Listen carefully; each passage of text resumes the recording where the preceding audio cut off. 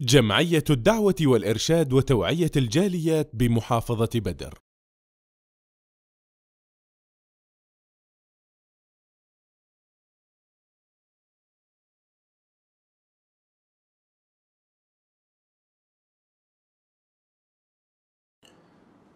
আসসালামু আলাইকুম ওয়া রাহমাতুল্লাহি ওয়া বারাকাতুহু। আলহামদুলিল্লাহ ওয়াসসালাতু ওয়াসসালামু আলা রাসূলিল্লাহ ওয়া বাদ। সম্মানিত মুসলিম ভাই বোনেরা, এই বছর তথা 2020 ইংরেজি সন 1441 হিজরি রমজান মাস। আমরা ইতিপূর্বে এই রমজান মাসে একটি ইবাদত করেছি, সেটি হলো এতেকাফ। কিন্তু পূর্বেকার এতেকাফ আর এই বছরের এই এতেকাফের মাঝে পার্থক্য রয়েছে।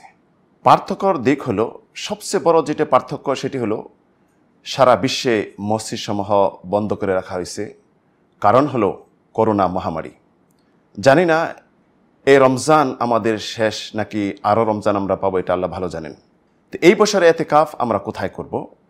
অনেক জল্পনা কল্পনা শোনা যাচ্ছে, বা অনেকেই ভাবতেছেন এই বছরে আমরা আমাদের বাসায় অবস্থান করব। মহিলাদের মতো, যেমন হানাফি মাযহাবের একটি ফতোয়া রয়েছে, মহিলাদের বাসায় এতেকাফ বৈধ। তো পুরুষরাও ভাবতেছেন যে বাসায় এতেকাফ করবেন। পুরুষদের জন্য বাসায় এতেকাফ করা এই বছর যেহেতু অজর রয়েছে, এটি কি শরীয়তে জায়েজ হবে? এটি কখনো জায়েজ হবে না। এতেকাফের শর্ত হলো অবশ্যই মসজিদ। আল্লাহ রাব্বুল আলামিন মসজিদের সাথে সম্পৃক্ত করেছেন। যেমন ইরশাদ করেছেন, ওয়ালা তুবাশিরুহুন্না ওয়া আনতুম আকিফুনা ফিল মাসাজিদ, যে তোমরা স্ত্রীদের সাথে মিলন করবে না যখন তোমরা এতেকাফ করবে মসজিদে। তো এতেকাফের জন্য মসজিদ, রাসূল সাল্লাল্লাহু আলাইহি সাল্লাম মসজিদে এতেকাফ করেছেন। রাসূল সাল্লাল্লাহু আলাইহি সাল্লামের স্ত্রীগণ মসজিদে এতেকাফ করেছেন। এতেকাফের জন্য শর্ত হলো মসজিদ।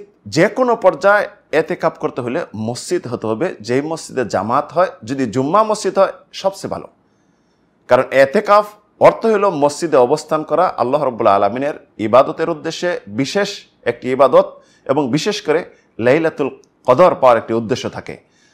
এই বছর যেহেতু আমাদের এই পরিস্থিতি, মুসলিম ভাই এবং বোনদের উচিত হবে আল্লাহ রাব্বুল আলামিনের উপর ভরসা করবে এবং সৎ নিয়ত করবে। সৎ নিয়তি যথেষ্ট বলে মনে করি ইনশাআল্লাহ।